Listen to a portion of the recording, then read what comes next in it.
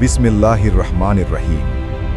প্রিয় ভাই ও বোনেরা, আজ আমরা জানব ইবলিস শয়তানকে আল্লাহ কি কি ক্ষমতা দিয়েছেন এবং সে কিভাবে মানুষকে ধোঁকা দেয়।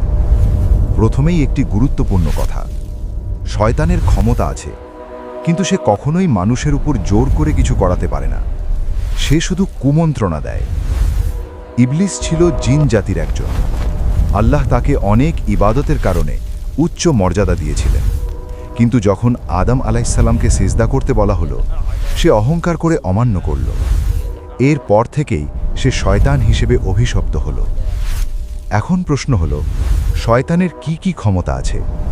প্রথমত, সে মানুষকে কুমন্ত্রণা বা ওয়াসওয়াসা দিতে পারে।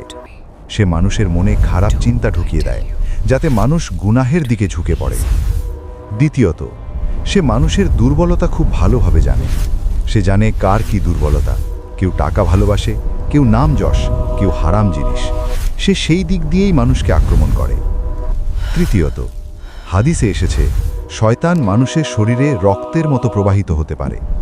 এর মানে হলো, সে মানুষের খুব কাছে থাকে, তার মনে প্রভাব ফেলে। তবে মনে রাখবেন, এটা তার প্রভাব বোঝানোর জন্য। সে ইচ্ছামতো শরীর দখল করে নেয় এমনটা নয়। চতুর্থত, শয়তান ভয় দেখাতে পারে, সন্দেহ তৈরি করতে পারে। যেমন ইবাদাতের সময় মনে সন্দেহ সৃষ্টি করা অথবা নামাজে মনোযোগ নষ্ট করা। এখন একটি গুরুত্বপূর্ণ প্রশ্ন, শয়তান কি শরীরে প্রবেশ করতে পারে? উত্তর হলো, কিছু আলেম বলেছেন জিন মানুষের শরীরে প্রবেশ করতে পারে, তবে এটা সাধারণ বিষয় না এবং সব ক্ষেত্রে হয় না। এটা আল্লাহর ইচ্ছার ওপর নির্ভর করে। আর রোগে মিশে যাওয়া বা গাছপালা থেকে তৈরি হওয়া এ ধরনের কথার কোনো সহি প্রমাণ নেই। তাই এসব কল্পকাহিনী থেকে দূরে থাকতে হবে। শেষে সবচেয়ে গুরুত্বপূর্ণ বিষয়, আমরা কিভাবে শয়তান থেকে বাঁচব? 1.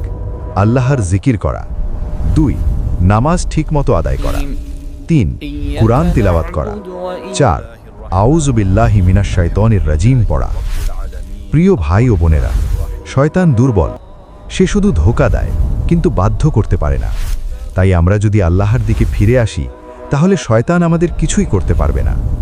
আল্লাহ আমাদের সবাইকে শয়তানের ধোঁকা খেতে হেফাজত করুন। আমিন।